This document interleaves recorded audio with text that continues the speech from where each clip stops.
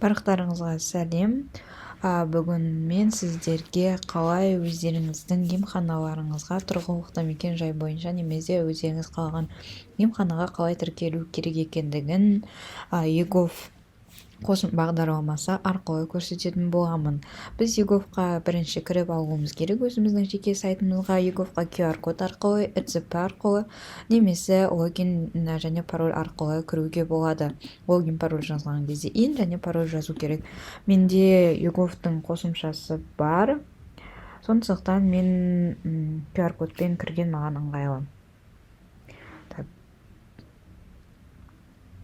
QR-кодпен бірінші кіріп аламыз. Мұнда өзіміздің аты жөніміз шығады.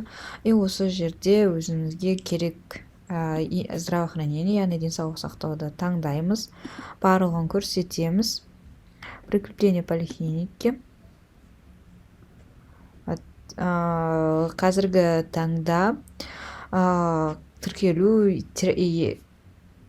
еркін тіркелу бар, және де көшу жайында тіркелуге болады. Заказать услугу онлайн. Получить услугу на себя, немесе балаңызға басқа адамға керек болатын болса, соны көрсету керек. На себя.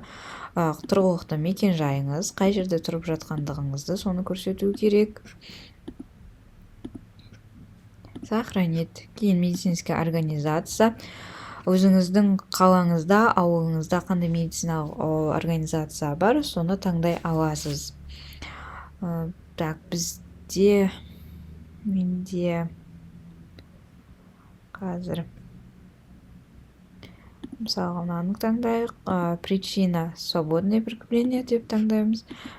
Кімге тіркелгіңіз келеді? Мұнда дәрігерлердің де аты жөндері көрсетілген.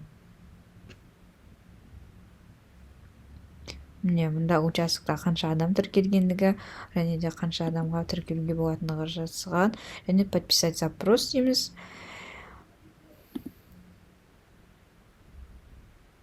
Осылайынан QR-код арқылы немесе сообщение SMS арқылы жазуға болады. Сізге кейін өзіңіздің тіркелген дәрігердің медбикесі хабарласады, сіз жайлы ақпараттарды сұрайды, не үшін тіркеліп жатқандығыңызды сұрайды. Кейін сізді тіркеуге алып, сол учаскеде ары қарай дәрігердің қарауында, бақылауында бола аласыз.